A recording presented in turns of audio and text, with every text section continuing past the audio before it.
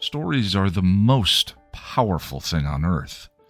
They are literally life and death. Wars are waged based on the story of who is the hero and who is the villain.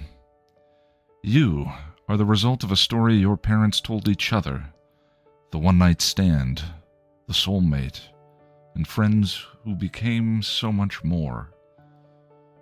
Life and death. So wouldn't you like to understand them better, these stories? How Story Works, an elegant guide to the craft of storytelling by Lani and Rich, demystifies stories and helps you understand why you love what you love, why you hate what you hate, and why prologues are almost always a bad idea. How Story Works by Lani and Rich. Available on Amazon in ebook, audiobook, and paperback form. Get your copy today.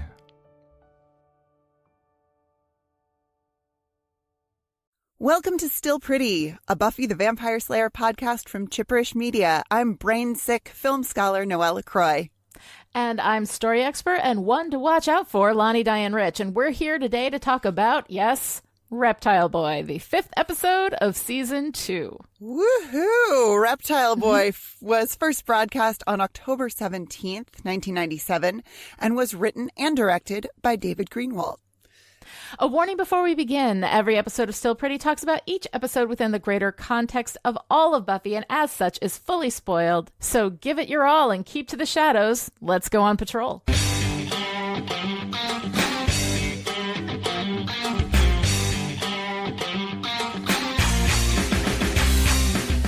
In Reptile Boy, we see a young girl escaping from a fraternity with boys in hooded cloaks chasing after her. She makes it halfway through the graveyard when they overtake her and drag her away.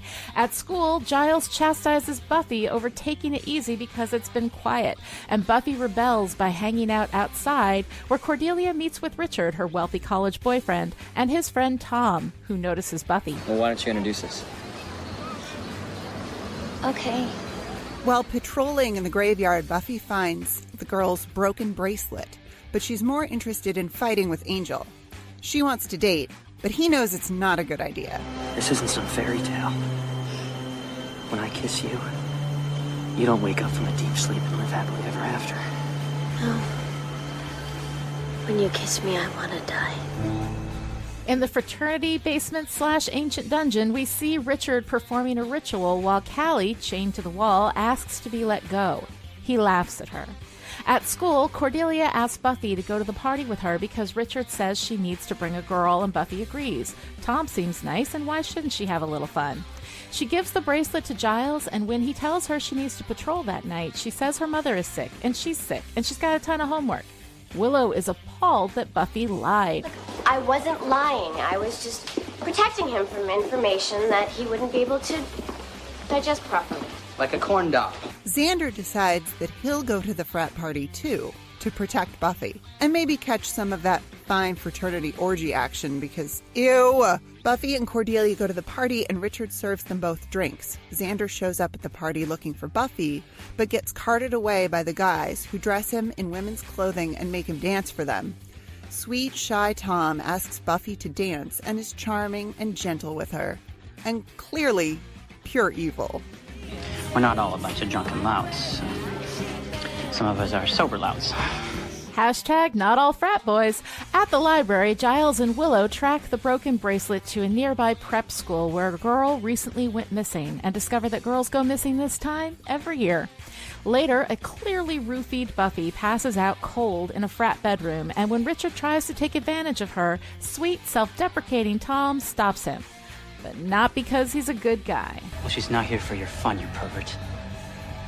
She's here for the pleasure of the one we serve. In his name. At the school, Giles calls Angel in, and just as they're all about to go to Buffy's house to get Buffy, Willow confesses that Buffy's at the party. Giles is upset that Buffy lied to him. Angel's upset that she might have a date, and Willow's had it with both of them. Why do you think she went to that party? Because you gave her the brush off. And you never let her do anything except work and patrol. And I know she's the chosen one, but you're killing her with the pressure. I mean, she's 16 going on 40. And you! I mean, you're gonna live forever. You don't have time for a cup of coffee? Later, Cordelia and Buffy wake up chained to the wall next to Callie, who is dirty and bedraggled and pissed off. All the frat boys are wearing hoods and preparing for a ritual. It does not look good. They call up a giant snake demon named Makita, because of course it's a giant snake, and choose Cordelia to be sacrificed first. Outside, Giles, Willow, and Angel find Xander, and they all break in, fighting their way down to the basement, where Buffy has pulled her chains loose from the wall and starts taking out frat boys. You bitch. I'll serve you to him in pieces. Tom, you talk too much. Buffy slices the giant snake in half and saves the day. The rich, white frat boys are carted off to jail, and in the most unrealistic part of this episode, are immediately all sentenced to life in prison. And Angel meets Buffy later at the Bronze and finally works up the nerve to ask her out on a date, and Buffy plays it cool. I hear this place serves coffee. Thought maybe you and I should get some. Sometime. If you want. Yeah. Sometime. I'll let you know. Okay, so Noelle, Reptile Boy. All right. What'd you think? Okay, so I'm the story amateur around these parts, but structurally this episode seems really strong to me. Mm-hmm. I mean, what are your thoughts? I want you to take it away, story expert. No, actually, here's the thing. On a podcast that will remain unnamed, I said that Reptile Boy was a legit good episode, and it is. Narratively, it's a strong episode. People gave me such unbelievable hell for that for such a long time, but I'm going to tell you right now, I can back my argument up. This is actually a good episode of Buffy. I mean, it's almost universally reviled, right? And I think there are good reasons why people hate this episode. I mean, it's gross. The frat is gross. The frat boys are gross. The monsters' practical effects are really bad. Like, there's a lot of stuff in this episode that is not great. But as a story, and the character work is actually really pretty good. And the thing is, like, I kind of understand how this happens, because for me, when I think about an episode of Buffy, usually the first thing I associate with it is whatever the monster of the week was, you know? Right. And so if the monster is bad, you know, then I remember the whole episode as being bad. But more often than not, I'll go back to these episodes and I'm like, ugh, that was terrible. And I'll watch it and I'll be like, oh, actually, that wasn't so bad. It was just that I remembered and associated it with this monster thing, but there's other good things in there. And I think that's what happens with Reptile Boy. But people are always coming after me because I said it was good. It's good. It's a good episode, you know? Here we have at least consequence for our bad guys, which is something we fail to get much of the time, especially when the bad guys are white human boys, right? You know? Yes. I mean, you know, sure, usually within the frame of Buffy, the demon or the monster or whatever gets killed, but the boy who raised him, as in Some Assembly Required, what we saw recently, gets comfort and a cookie. I mean, that offends me way more than bad practical effects on a giant snake demon.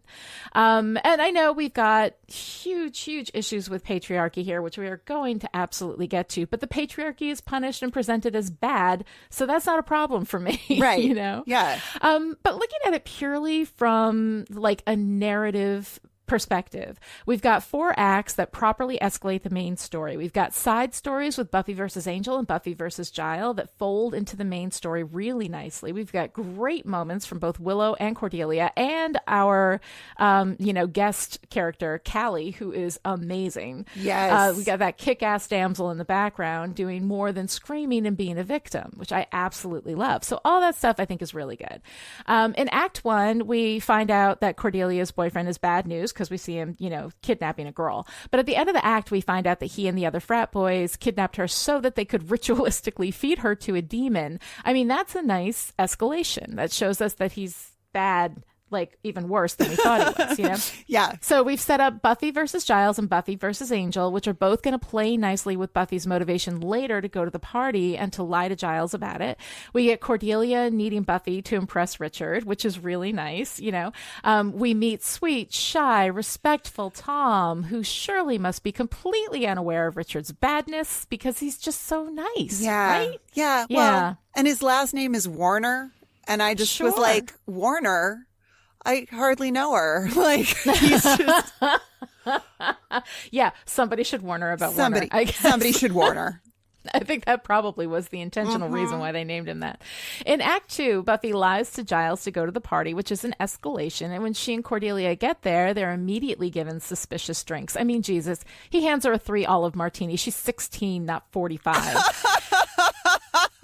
And Cordelia runs off with Richard, leaving Buffy on her own. She dances with Tom, finds broken glass outside on the porch, and then he manipulates her into having a drink. She passes out on the bed, and when Richard tries to take advantage, it's Tom that stops him, not because he's protecting Buffy, but because she's promised to the snake demon, and we pan the shot to see Cordelia passed out on the floor. Another perfect escalation. Then in Act 3, Buffy and Cordelia are chained up in the basement with Callie, who knows the score and has no time for Cordelia's shock and denial, which is fantastic. So good. Meanwhile, I know. Meanwhile, Willow unloads on both Giles and Angel for the separate ways they've each failed to see what they're doing to Buffy, and we're off to the frat for the big fight. We end on Cordelia being freed from the wall and dragged to the snake, whose terrible face we've finally seen, and it's terrible for unintended reasons, which are really bad practical effects. But Cordelia's about to get eaten, and that is another perfect escalation. And in Act 4, we get the big fight. The big snake is cut in half. The frat boys are brought to justice. Giles apologizes to Buffy and is understanding, and Angel asks her out on a date. Finally. And those internal emotional stories work nicely with the Monster of the Week story and keep us connected to everything all the way through. Buffy's internal emotional arc harmonizes with the external defeat the monster arc, which I love. So I get it. The snake demon is gross and not well executed. The patriarchy is disgusting and annoying and wrong, and the frat boys are supremely hateable. But I stand by my assessment. This is not a bad episode of television, nor is it a bad episode of Buffy. I stand by it. No, I totally agree with you. I love the way that the subplots with Buffy and Giles and Buffy and Angel support the frat boy story, in that Buffy has a choice between the patriarchy or the other patriarchy, apparently. Like, it's like, what? I think it's really, really well executed. It's appropriately gross. Like, the guys who are supposed to be gross are super gross. It's really effective. And I just love Tom as a villain. I love that twist of he's so nice and self-deprecating, and he tells Richard to back off when Buffy's not interested, but then it turns out that he's the worst of the worst. Yes. I just love that he stops. He comes to stop the assault, and you think, oh, okay, he really is a good guy, but of course it's in the service of the snake monster and not out of respect for Buffy's humanity. And he's a great villain. I really, really enjoy hating him, I guess is what I'm saying. I do too. No, he's really fun in this way that we have these bad men that we're going to be seeing throughout Buffy, right? You know, there's a point in, I think, season 4 or 5 where Spike says you got bleeding tragic taste in men. And oh my God, is that true? She loves this faux charmer, right? You know, here I stand in all my doltishness. Oh dear fucking God. This is Scott Hope. We're going to see him again in season 3. It's Parker Abrams, who we're going to see in season 4. It's Owen, who we saw in season 1. It's Ford, who we're going to see a little bit later this season in Lie to Me. And I'm not going to lie to you, it's a little bit Riley. Riley is kind of like, Riley is floppy-haired douchebag 5.0, where they finally made him into like the quote-unquote good guy, but Riley has a lot of these same problems, this like, you know, charming, quiet, oh, I'm just a guy kind of thing, a little bit too smooth, and like so incredibly entitled. Yes. And it's something that we see a lot. But here with Tom, it's okay because he really is a monster. He's supposed to be a jerk. Yeah. And so the fact that we use this model later for guys who are supposed to be just, you know, guys, like they have different levels of badness. Like Owen's kind of clueless and whatever. Scott Hope is a bit of a jerk, but, you know, whatever. Parker Abrams is absolutely a jerk. But Riley, is the guy she falls in love with, and so it's a little bit tough, this spectrum of floppy-haired douchebag that we have. They don't always have floppy hair, but they're always a douchebag in this very specific way. But here with Tom, it's really nice because you think, oh, he's the nice guy. He's going to have no idea what terrible things Richard is doing. And it ends up that he's actually worse. And then Buffy is moving away from Angel to Tom. It's like falling out of the monster pan and into the monster, Yes. It's just way worse, So Tom is actually, I think, a really good villain. Richard's a little cardboard. He's, mean, and I think he's meant yeah. to be. He's way mustache twirly in that opening sequence where he turned, like, his back is to the camera as they're dragging Callie away. They've caught up with her in the graveyard and they drag her away. Yeah. His back is to the camera and he, like, looks over his shoulder at the camera with his floppy hair just, being floppy in the moonlight for us to see. Yes. And then he, like, flips his hood up onto his head and walks away. And it's so, like, he's got this like olden-timey villain tying the damsel to the railroad tracks kind of a vibe in that moment. So, I mean, we always know that he's gross. Yeah. Like, he's just gross. The way, the actor does a great job. The way he calls Buffy sweetheart. How you do? It's like, how you doing, sweetheart? And it's just, she's like so not interested, and I'm like, with ya. Let's move on. Yeah, but he's very cardboardy and very just. He is slimy from the get-go. Yeah, he's a caricature of the slimy frat boy, and that's fine, because he plays that role. That's fine. But it's interesting, though, because we actually are going to do this again, almost this exact same thing when we hit season 7. And the episode, I think, is called Help, in which we have a character named Cassie, who is going to be sacrificed by rich boys, although they're in high school at the time, rich boys wearing hooded cloaks, sacrificing a girl to a demon for riches. That's right. It's almost the same thing over again. And I think we do it pretty well here. But sacrificing women to a demon is not, for personal benefit is not something that the Buffyverse is a stranger to. We're going to revisit this well in variations a few times throughout the whole run between Angel and Buffy. It happens a bit. It's almost like that's something that happens, I don't know, like in the world, that men will crush women to get ahead financially. I don't know. Oh, no, it absolutely does. Just a crazy let's talk thought. a little bit. Yeah. Let's talk a little bit about the patriarchal penis demon money snake, which, by the way, I just said, but that's Noelle's line. Yeah, the penis demon money snake. I was like, well, this is obviously the capitalist patriarchy, and right. Women are disposable because all hail the penis demon of wealth. The end. Right. Like, I want to say something really, really deep and insightful about this, but it's so upfront. It's literally their wealth and status comes from the worship of this phallic monster that lives in the basement or under the basement. It lives in the foundation of the fraternity house. And this fraternity is notorious for what's the word I'm looking for? The families of the boys are also involved. So it's, Tom is involved because his father was involved and his grandfather was involved. So it's generational penis demon money snake worship. I mean, it's like, and it got them all their wealth, yep. And all of their privilege. And that's how they get it. They get it by sacrificing women. Yeah. Right. And, it's not a million miles away from the Watchers Council. No. I mean, right? Because here we have men sacrificing young girls to this demon to get money. And in the Watchers Council, we have, and as we will see later on when we get more of the mythology, the Slayer is created by men who want a woman to protect them. And so they take the most disposable type of person, in their in their tribe, right? Which is the young girl. Yeah. And they make her do it because when she dies, who cares? Yeah. Right? Then we'll just raise another one. Yeah. They put her into this brutal existence, which will be short, but she's fighting evil, so she's good.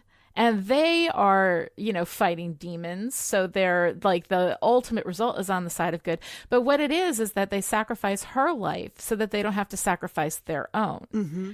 And it's not a million miles away. Not to mention that Giles gets paid for being a watcher. Buffy does not get paid for being a slayer. Right. And Buffy she is grappling with it in this episode. She takes all of the pressure to do this work, to do her duty. This is all, It's all on her. And I gotta say, I love the way that Giles tries to appeal to her on various levels when she's pushing back against doing her duty because she's feeling oppressed by this oppressive system that gives her no time or space to herself. He tries to empathize with her. You think, I don't know what it's like to be 16. And she comes right back at him. It's one of my favorite lines. No, I don't think you know what it's like to be 16 and a girl and the Slayer. Yeah. Mm-hmm. It's that, she has all of these roles and responsibilities put on her with no regard for her desire. And then, of course, Giles turns around and is stern with her and he lectures her on her duty. And he tries all of these avenues to appeal to her sense of her role in this, because he's taking his role as her watcher very seriously. And from his perspective, she's not taking her role as the Slayer seriously because she wants to, I don't know, do other things. Have a life. Yeah. Date a vampire, which is so interesting the way that comes up in this episode, the way that Angel and Buffy's relationship is dealt with in this episode. But yeah, Giles hits her with, this is your job. You have to do this. And it's kind of, I was going to say not kind of, it's disgusting that she's not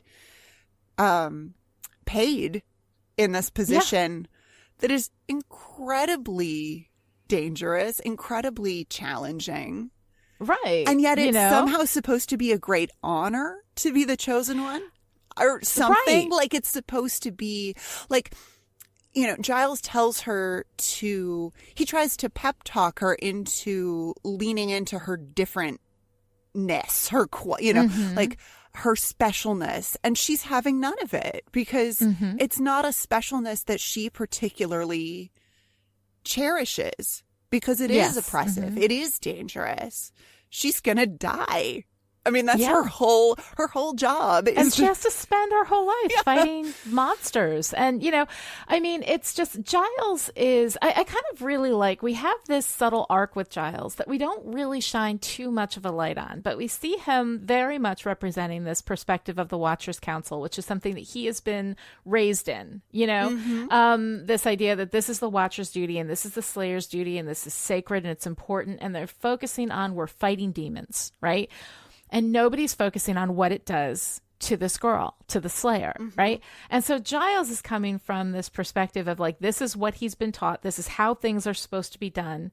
This is the way it's done. And he's failing to reject the premise, Buffy is completely rejecting the premise, and so it's interesting because as we see Giles move forward, especially I think the big turning point here is the season 3 episode Helpless. But when we get to that, we finally get Giles completely seeing how bullshit the Watchers Council is. Yeah. And it's an interesting arc getting there. But I also really like that he apologizes to Buffy. He does. At the end of this episode, that he sees what he was doing to her, which he didn't see until Willow yelled at him, which is really, really so great. It's really great. So yeah, I mean, it's interesting to, come back to the penis demon money snake. Yeah. PDMS, trademark pending. when we come back to that kind of really gross, really clearly oppressive, institution of sacrificing girls to this snake every year, for wealth, right? To see the reflections of that in the Watchers Council is kind of interesting. I don't know that it was intentional here, but I mean, you can clearly see it. I don't know that it's not intentional, because Giles in this episode strikes me as the most patriarchal that he's seemed so far. When Buffy is hanging out outside the school and Giles comes out, glaring at her and pointing to his watch, it's very much like it very much has that oppressive, authoritarian father sort of feeling to it. So I don't think it's a coincidence that we've got that pairing of this very obvious metaphor for the patriarchy, and then we have patriarchal Giles. I mean, Buffy talking about the snake says it comes to us. Cordelia is afraid that they're going to be thrown down this pit, but Buffy says it comes to us. And I think that's really astute. Like that just both in the moment and also metaphorically, that it will come. The patriarchy is not something you can avoid. It will find you. No worries, it's coming to you. I mean, I think that was because they didn't want to build another set where they had to throw the girls down. But but that's true. It's true. It does come to you. It rises up out of the ground. I mean, come on, come on. We're just. Well, one of the things that I absolutely love in this episode, though, is Callie. Oh my God. She is kind of kick-ass. We see her running away. She's climbing trees, jumping over gates and fences and stuff, and she's getting the hell out of there. She gets overtaken by the guys. She's chained down in that basement for, days. She's covered in dirt. She's grimy. She's had her hands elevated above her head on these chains for days at least. Yeah, over a week. We know she's been missing for over a week. Yeah, and she's pissed. When they come down there, and she's like, "No one's going home ever." You know, she has absolutely no time for this bullshit, which I think is so great. And we have her also saying one of them's different, nicer. He's the one to watch out for. Of course, talking about Tom, right? And I love that, because these guys who are so like the guys who are the most evil, I think, are the ones who put on the show of being, they know how to behave and they know what to say and they know how to be disarming. And then they're just fucking evil. Like the stuff they do is so shocking, because you're like, well, you came off as such a nice guy, and what they do when nobody's looking, or when nobody with power is looking, because this is a clear demonstration of what happens when people have power and when people don't have power. When we have Richard laughing in Callie's face when she's asking to be let go. Yeah. Right? That is a clear contradiction in power. Like when people in power have absolutely no empathy for what they're doing to the people who are not in power, like that's when you see who somebody truly, truly is. But the idea that the nice guy, right, the one who seems really sweet, who seems really connected and empathetic and self-deprecating, that guy's even worse. Yeah. Because at least Richard's being honest about who he is. You can't spot him right away. He's all ritually scarred on his back, but and that's on his under chest, the surface. But you don't see that until it's too late. Yeah. He's stripped down. Until it's too late. Yep. Right. And Richard has the floppy hair marker, right? You see the floppy hair, you're like, well, there's a floppy-haired douchebag, right? But Tom is every bit a floppy-haired douchebag, but does not have the floppy hair, is not even honest with that. Yeah, yeah. It's all of that kindness as manipulation is so... I mean, I've talked about Tom as a villain already, but I love it, because that feels... Yeah. I mean, first of all, that just feels fucking relevant. That it's we know that we have to look out for the people who are gross and scary and oppressive and are spouting, Right. hateful The guy in the nonsense. alleyway with the knife. Right, exactly. But those people are at least honest. Yeah. The guy who seems Yeah. like an ally. The guy who says all the right things. The guy who intervenes, but really only for his own gain. And only if it's in public where people can see him doing it. Because that buys him. When people trust you, you can do anything. Oh, yeah. And if you can get people to trust you and believe that you're a decent human being, then you can do anything. And what I love with these three girls, right? Here we have Callie, right? Yeah. She's dressed in white or light colors, but she's dirty. She's dingy. She's been through some shit. Yep. She has seen some shit, right? And so we have this contrast. We have Buffy in black, which I really love because Cordelia told her not to wear black because that was her signature, and Buffy wears black anyway. I thought that was really pretty nice. great. And then we've got Cordelia in the fancy, green dress, right? And we've got these three women at different stages of recognizing the patriarchy. We've got like the woman who knows, right? This is just Callie, and she's seen some shit. She's absolutely not having any of it. She's getting the shit beat out of her for it, right? The woman who's figuring it out, which is Buffy, where she's like, okay, I see this is the situation we're in. We're going to have to deal with it, right? And then there's the woman in denial because she benefits from the system. Yep. And we've got these three I love it. women. I love it's really interesting. Yeah, I love the sort of three beat of women under the patriarchy. But Callie is absolutely magnificent. I mean, you talked already about her escape. I mean, the girl breaks a window, climbs out of it, jumps and then, from the second story. Yeah, she jumps off a balcony.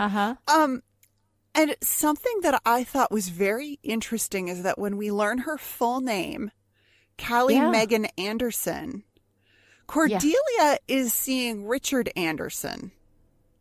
Yeah. I know that's a common last name. I know it's a very common last name, but there aren't that many named characters in this episode. And I think it's pretty clear that this is Richard's sister. Oh, I thought it was his cousin or something. No, I think it's his sister. I mean, she's attending prep school that Willow tells us is from the family. Yeah. Wow, that's super dark. And it fits really nicely in with the role for Callie as the woman who knows what's going on. Because she was raised in it. Well, and I want that story. I want to hear about that girl. She always knew something was sketchy with the men in her family. So she's not, which is why I think it's part of the reason that she's not afraid. She's angry because she's not surprised. Yeah. She's not shocked. Yeah. Yeah. This is just a huge betrayal in the revelation. It's less horrifying in the way that Buffy and Cordelia are horrified and that there's a big old snake that's going to eat you. She knows what's up. I mean, and I don't know that there's a ton of textual evidence for that. We hear that she was attending Kent Preparatory School, which is near the fraternity, I guess. And I don't understand the geography of Sunnydale and neighboring towns, but it whatever. Fluctuates. Yeah, it's fine. It changes. It's fine. Whatever. Whatever it's like it's. We need a hell map is what we need. Right. The geography of whatever. I'm sure somebody has it out there somewhere, the map of Sunnydale. I think it's supposed to be based on Santa Barbara. Okay. That's fair. I guess. Whatever. I don't know. But I just love Callie as she is tough. She is going to fight till the end, even when she knows that, it's pretty hopeless at this point. You've been chained up for over a week in the basement waiting to be eaten and sacrificed by, I'm pretty sure it's her brother. That just I don't know. I find it interesting. I think that's an interesting idea. My guess is somebody had the name Anderson on the brain. They just accidentally put it in twice and then wasn't able to fix it because it had already been shot or whatever. So they just left it. But I like it because I like it because really I think women women, like, I like the idea that under the system, women aren't even safe in their own families. Yeah. I mean, and someone who preys on you is likely to be somebody who is in your own family in terms of. No, I like that. Yeah. I mean, when folks are kidnapped, I mean, the first suspects are always partners and family members. Mm-hmm. So, because the people most likely to abuse you, most likely to hurt you, are people in your family, in your close circle. Yep. Yeah. So I think that I'm not sure that was intended, but I think that everything you're drawing out from this is absolutely a legit reading, you know, and he calls her by her name. Like, he talks to her with familiarity. oh yeah. And he's so cruel when he comes over and says, "What's a girl like you doing in a place like this?"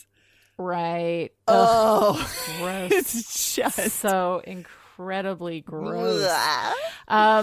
All right, well, let's have some fun. Let's talk about some fun stuff. Why don't we talk about Willow, Xander, and Cordelia?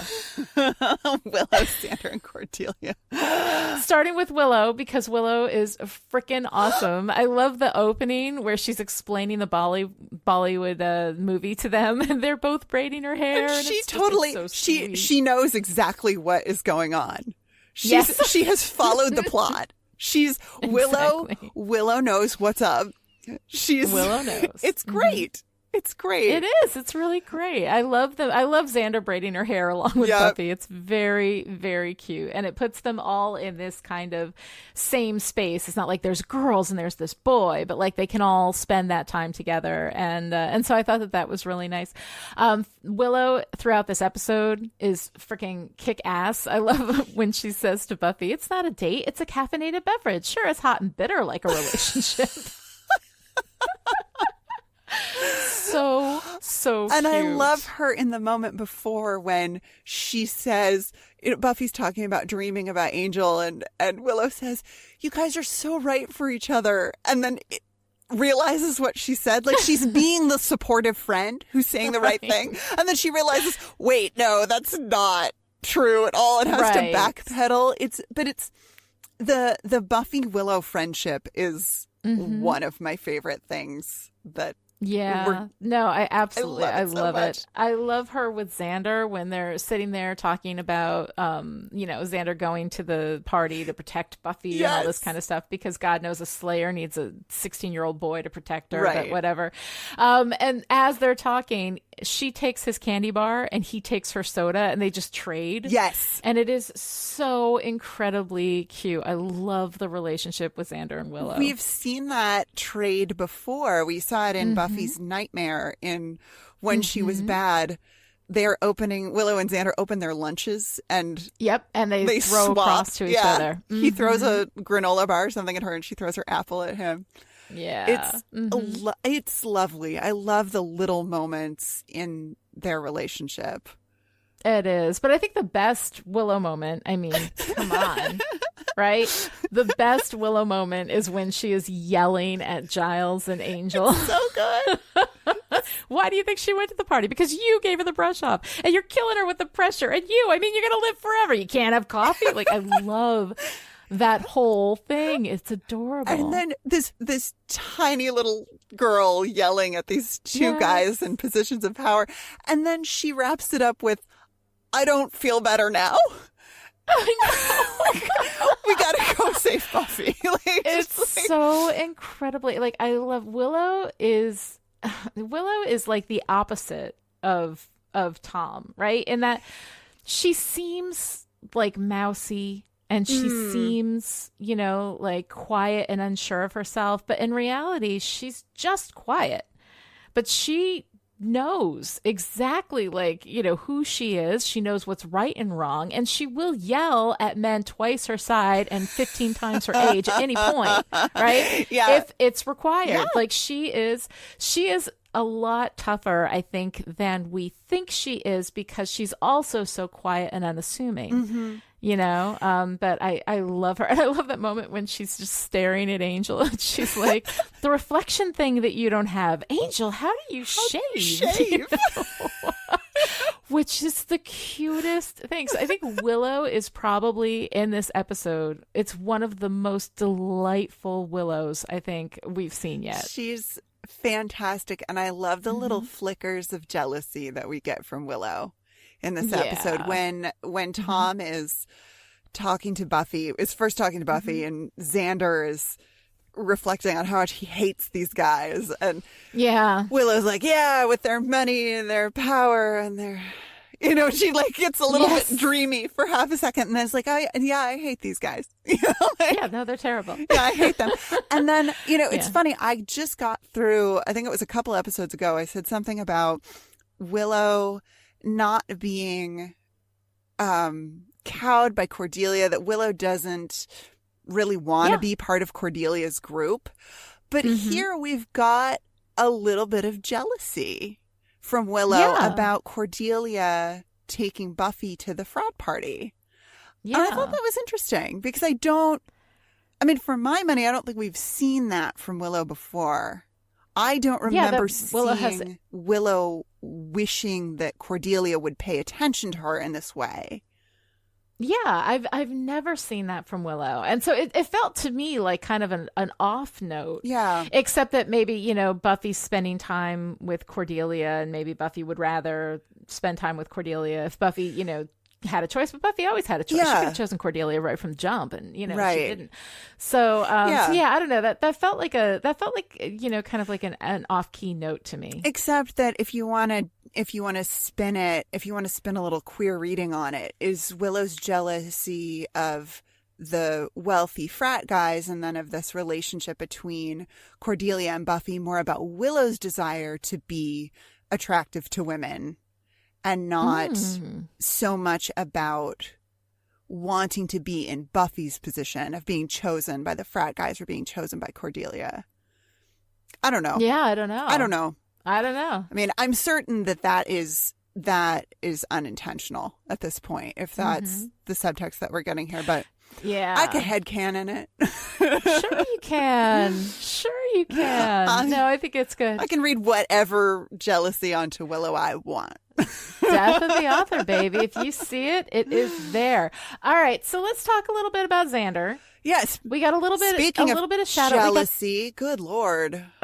Dear Why? Freaking God. Okay.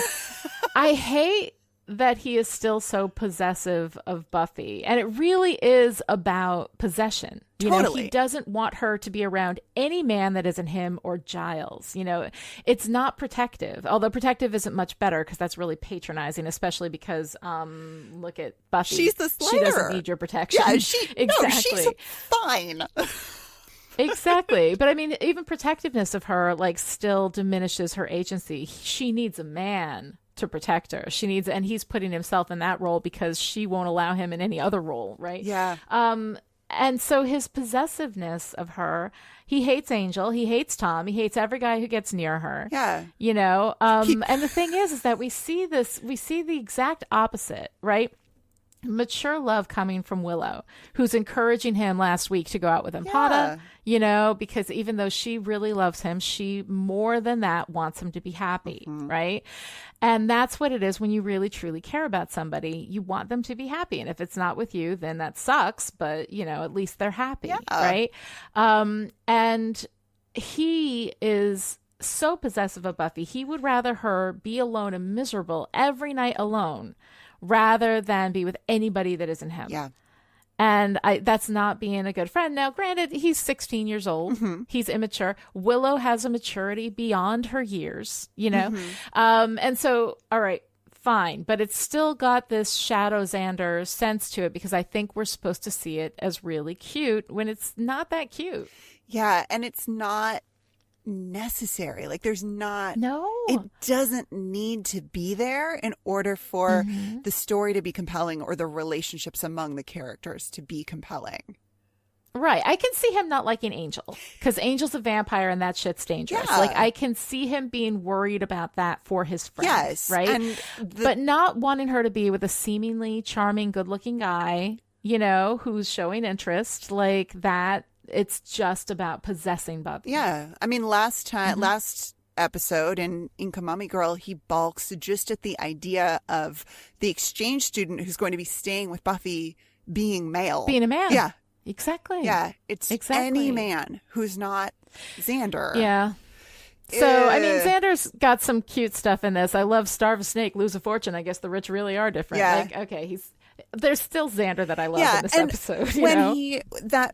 In that scene when he's bad mouthing Angel, or he's making fun of Angel, and then Angel is right behind him, he just says, "Hey man," like he doesn't do the "oh shit, he's right behind me" kind of shock. Right. It's just like, yeah, I don't like Angel. Angel knows I don't like Angel.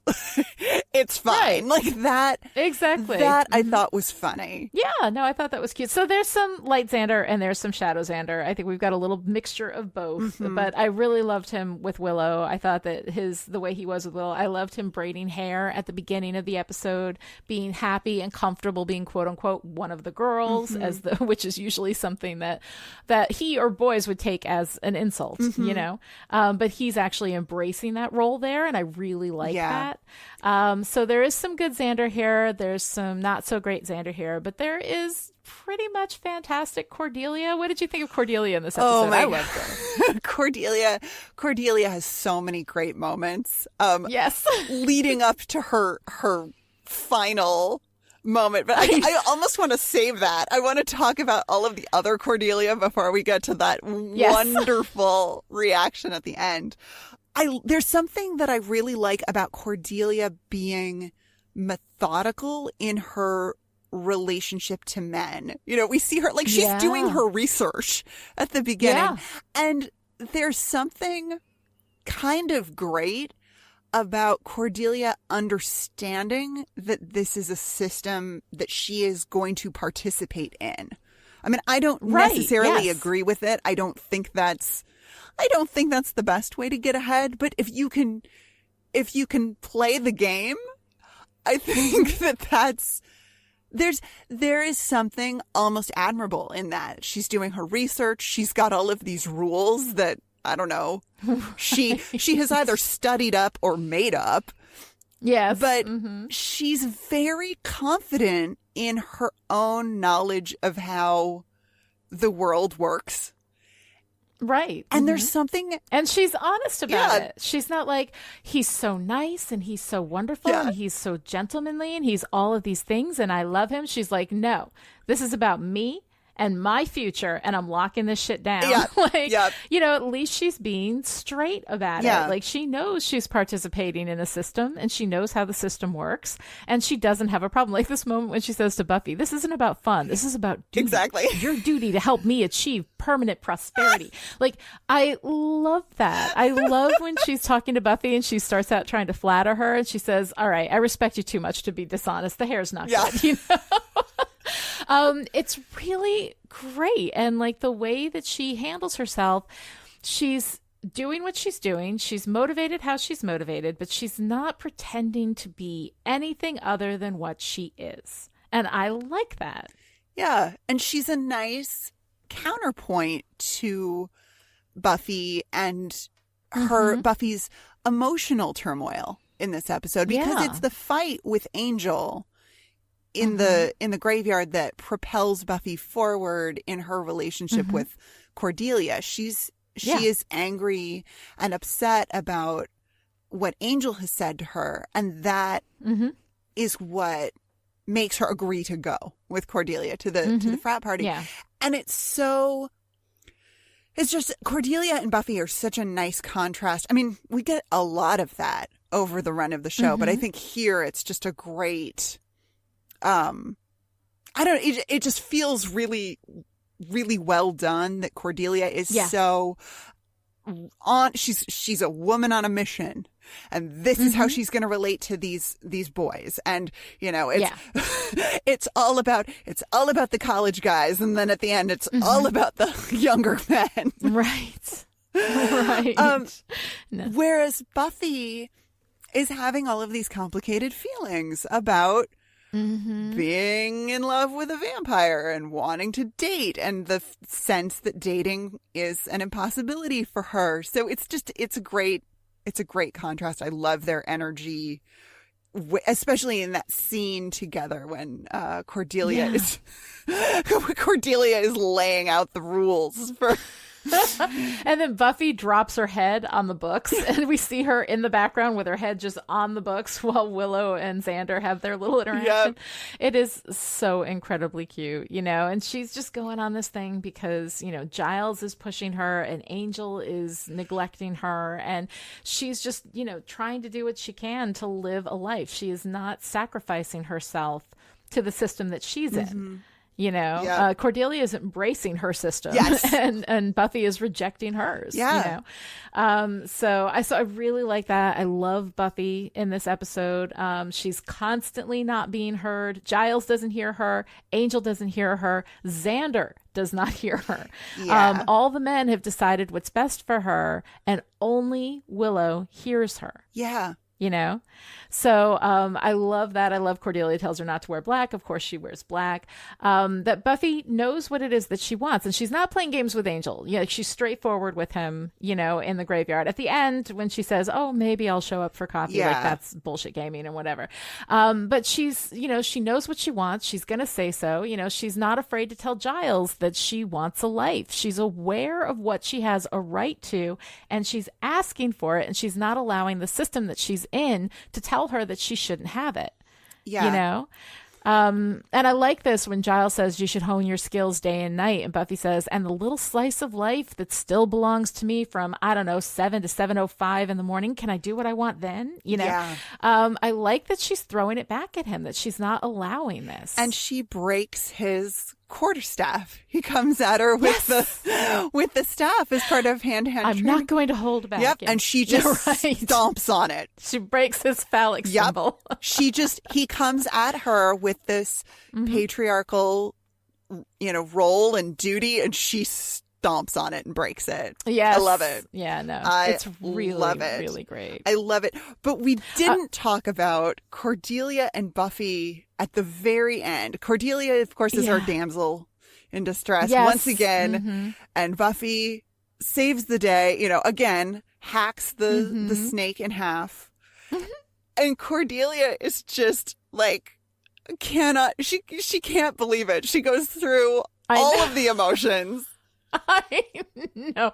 It is so fantastic. And Charisma Carpenter's performance is so great. She's like, you did it. You saved us. And it seems like she's grateful to Buffy, but she ends up throwing herself into Angel. And he just stands there like, what is happening? Yeah. Exactly. I've never been so happy to see anyone in my life. And then she's like, you guys, I just hate you guys, And then she's like, the weirdest things always happen when you're around. And then she turns to Richard. She's like, you are going to jail for 15,000 years. It's so great. She runs through all of that. It's so good. I love the emotional roller coaster. And of course, it just occurred to me that Buffy's emotional roller coaster in this episode is very internal. She doesn't get to express that with the drama and the flair that Cordelia gets to. She doesn't have the space for that kind of emotion because she has to do her duty. Right. I mean, and Sarah Michelle Gellar, I got to give it to her. I mean, I can see the wheels turning in Buffy's head every time she's alone and quiet, when she's at the party and thinking, and we see her face. She's clearly, or when she's talking to Tom at the beginning. And this, first of all, Sarah Michelle Gellar can smolder at anyone. It's kind of amazing. Oh, yeah. Like, I'm like, oh, there's real chemistry there. But we can see the thought process. And I love that so much. And it just occurred to me that that's a great contrast, again, to Cordelia, who is just all surface. It's just all out there. She's playing the role. We've had her acknowledge that before, that she's like, I know what this system is. I know what's expected of me. She doesn't necessarily enjoy being popular. She's like, you can be with all these people and still be completely alone. But Cordelia is in her role. Like, she's doing what she's supposed to be doing. She knows what's happening. She's not pretending it's anything other, so Cordelia is playing her role and Buffy is feeling her feelings, Yeah. Cordelia doesn't feel deeply, or does not appear to feel deeply. We don't see that from her yet, and Buffy feels everything. And the thing about Sarah Michelle Gellar is that I would be hard pressed to name another actor who can do emotion the way that she can. I think James Marsters as Spike comes real close. But even he, as amazing as he is dwarfed by what Sarah Michelle Gellar can do. Yeah. Her ability to play those emotional things. And I would say that I haven't seen everything else that she's done, but I don't think anybody else has given her material that is up to what she can do since Buffy. I don't think she's gotten anything close to this to be able to do. And when she doesn't have that incredible emotional work to do, it feels like less. Yeah. Like there's just like, she's a good actress in every other way. Like, I mean, she's fine, she's great, but what she does with deep emotional moments and deep emotional notes is extraordinary. And I think there are very, very few actors who are in her league in that way. And I just don't think that she's gotten material outside of Buffy that really lives up to what she is capable of. She did Scooby-Doo and she was cute and she was funny, but it didn't give her the opportunity to do. And she did like some horror movies and all that kind of stuff. But the horror of Buffy is not, I think she got pinned into that because she was Buffy. Yeah. But the horror of Buffy is not where she excels. I mean, it's where she's okay. Yeah. She's fine. She's a fine actress, But where she is incredibly extraordinary is in this space that not many women in general, not many people in general have the opportunity to play emotion that deeply. And she got this incredible opportunity where her extraordinary skills matched up with material that required that of her. And it's incredible to watch. Yeah, I'm really interested in that, in her performance in the scene in the graveyard with Angel, where he tells her, he says something about, high school girls, you don't know what you want. And I don't know, I don't really know how to read what's going on between them in that scene. It feels, I feel like her performance suggests a lot of conflicted feelings in that moment. But she does say, he says something about, you want a date, and she says no. And I just don't, what is happening with them? I don't understand Buffy and Angel in this episode. And then there's that poetic bit about, when you kiss me, I want to die. I don't, I bounced hard off of the Buffy and Angel in this episode. Okay, I actually liked it. The very dramatic, no, when you kiss me, I want to die. That has never been my favorite thing. But in this, what I see, and a lot of this, I think, is informed by what I know of Angel after this, and I think that in the moment, I can see why anybody who's only been this far through, deeply, and hasn't watched the whole Angel series as well, that it's not very clear. But I think that he cares about her deeply and she wants him, but he thinks, and I think he's right, that she doesn't entirely know who he is. Right. And so here is this girl who wants him, but he thinks that she wants him for things that he isn't, and she wants him for the things that she is. She doesn't know the darkness that lies underneath that we're going to be seeing later in this season. And he knows that she doesn't know that. She's heard about it. She's seen it on paper. She's read about it in an old book, but she has not experienced it. So he's, I think, protecting himself as much as he's protecting her, because if you knew what I was, you wouldn't want me. So stop pretending that you want me, because it makes it harder for me to walk away from you, and also this idea, you teenage girls, you don't know what you want, in an episode in which Buffy is so clear on what she wants. It's not that she's a teenage girl and she doesn't know what she wants. It's that she's a teenage girl and nobody will listen to her when she says, this is what I want. you know? And so I found that kind of interesting. And I like that scene. I like when he says, if I kiss you, you don't wake up, you know, and become a princess. Yeah. Like this is not a fairy tale. Like he is telling her there is real darkness here. There are things that you have not experienced that you can't know about, Right. you know? No, is he, And so I like that. is he alluding to the curse of the constantly misunderstood sex shaming plot device? I mean, He doesn't know. He doesn't know Okay. that if he has perfect happiness, he'll lose his Okay. soul. He doesn't know that at this point. But I think that what he's alluding to is the darkness that is within him, that he, you know, like we see this elaborated on much more in the future. We see it in Angel, the series. We see it in the season 3 episode Amends, where Angelus is a part of him, and he is constantly fighting that part of him because he lives a very complicated and difficult life as Angel, trying to do good. right. But there is this part within him that is so much simpler if he just gives into it. He could live a simpler, easier life if he just gave in to being Angelus, but he can't do it. You know, so it's not that he's not Angelus when he has a soul. You know, it's that his soul makes it possible for him to fight off being Angelus, you Sure. know, but that means that he's in that fight every day. He's like, you know, somebody who's had addiction problems, right? You know, or somebody who's had trauma. Like that's never not a part of you from that day forward. Right. You're never going to be healed from it. You're never going to be cured. You're never going to be all better. You carry that with you every day, and it pulls a weight on you every day, and every day you have to work with it. Now over time, the longer you go, you know, past the trauma, the longer you go past the addiction, you know, I mean, it gets a little easier, but it's never gone. It's always there. You always have to fight it. And there's, you know, backsliding, right? You know, which is not something that Angel has had to deal with yet. We're going to see him deal with that pretty soon.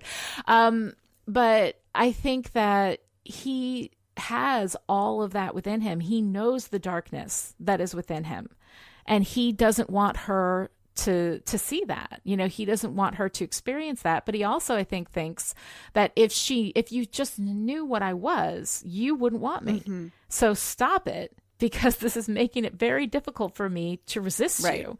You know, when you say you want me, you don't know what this is, you know? So I think he's trying to warn her. He's trying to scare her, you know?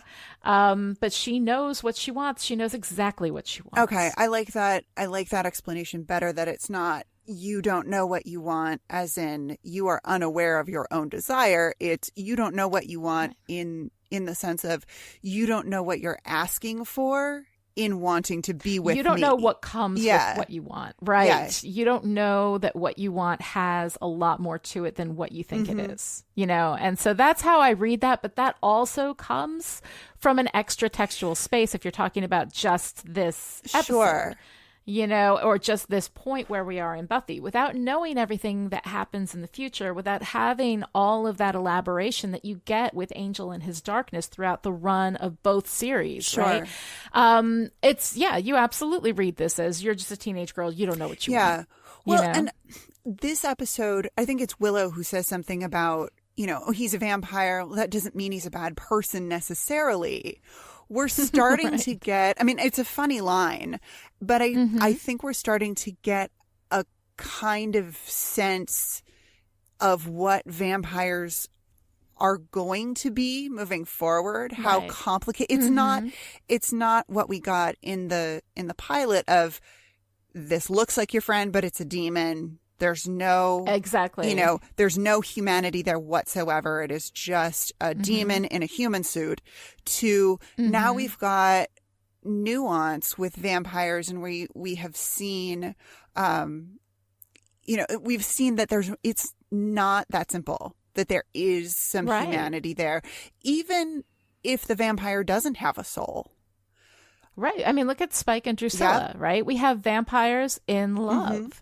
And there's nothing more human than love, right? Although, you know, I think animals experience love too. But I mean, there is that is an incredibly human trait. That's not a demonic thing. And so I think that we have Angel who has a soul and is battling his darkness, you know. And then I think on the flip side, you have vampires who are embracing their darkness, but still have that human spark within them. And so that is a battle that wages the other way, you know. But when you've got Spike and Drusilla, who are so clearly in love, you know, and I mean, it's a dark, twisty love, but it's love. Well, and they're certainly you know? in sync. I mean, if you want to have the argument about, you know, whether what they're experiencing is love, they clearly are connected to each other in a way that's deeper and deeply loyal to each other. Exactly. Like, you know, Spike would destroy anybody for Drusilla, but not Drusilla. Yes. You know, like, so there is something there. There is something more complicated. And we're going to see that referenced, of course, a little bit later in the season when the judge looks at Spike and Drusilla and says, there's humanity in you, you know? And he looks at the nerdy accountant and says, you know, he loves numbers and he loves books. He cares about things. And those are things that make you human. You know, you have the stink of humanity on you. So I think that there is there's a spectrum of how human a particular vampire may be, you know?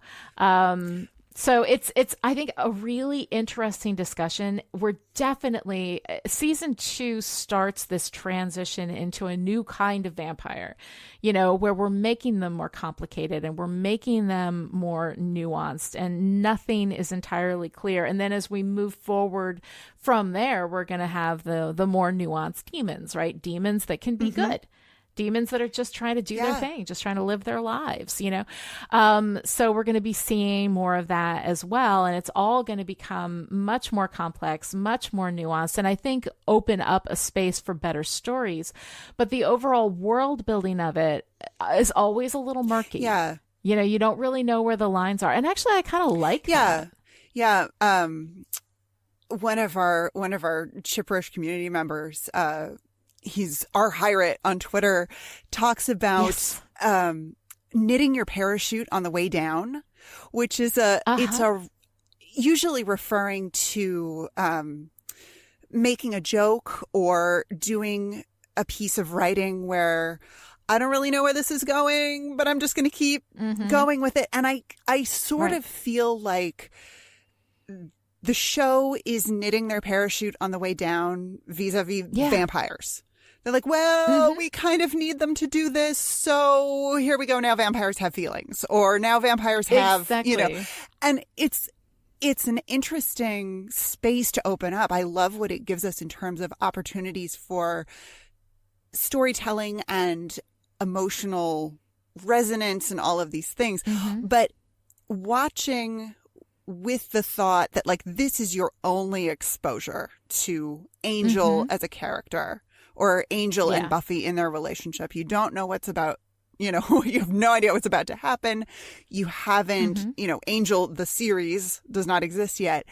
It's a little bit odd to me. Like, it doesn't, I don't know. It doesn't work. I like that it works. Fair enough. I like that it works in the context of everything.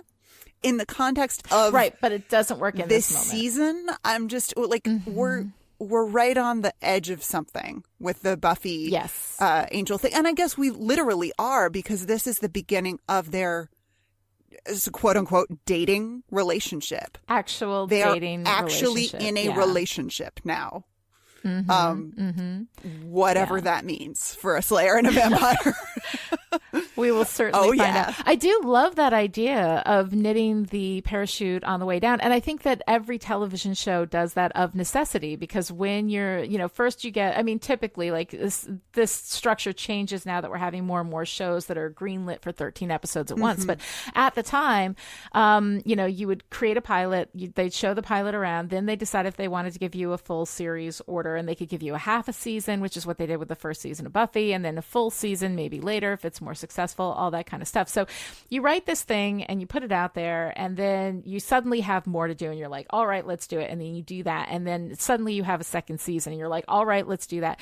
And you have a choice. You can be consistent with all of the world building that you've done and find yourself locked in a space that shuts off some story avenues to you.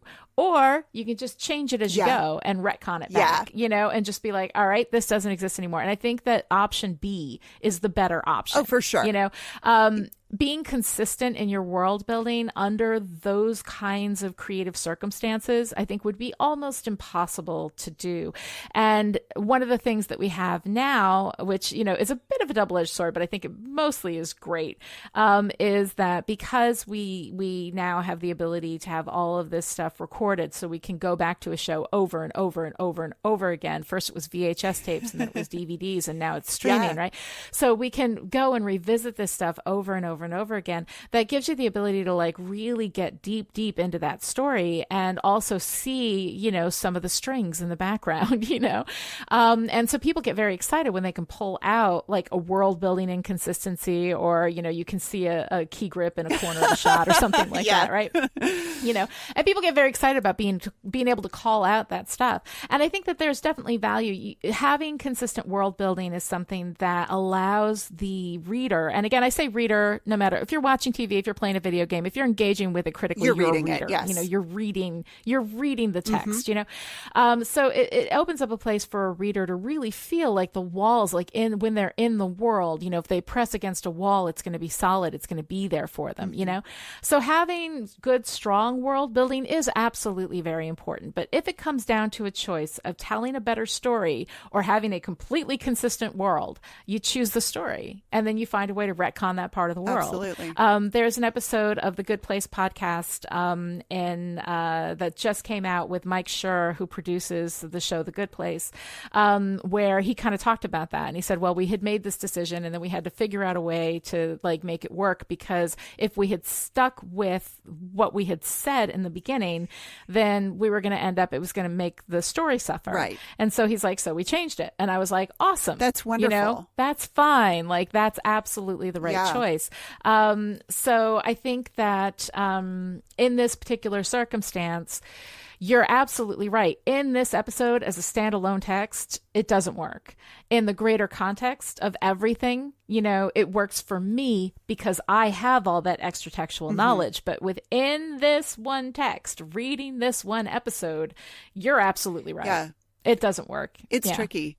It's tricky. But something that I like about, I mean, call them inconsistencies in the world of Buffy specifically, is that as we move through the series, Buffy gains experience, you know, the people around her gain experience, and that informs their understanding of the world. So when we start off in season 1, it feels very much like this is all book learning. Like, this is all, we looked at the tomes and it says this about demons and there we go. But then you get out in the world and you interact with some demons and you realize, wait a second, not all of these demons, you know, the demons don't fall into these neat categories necessarily.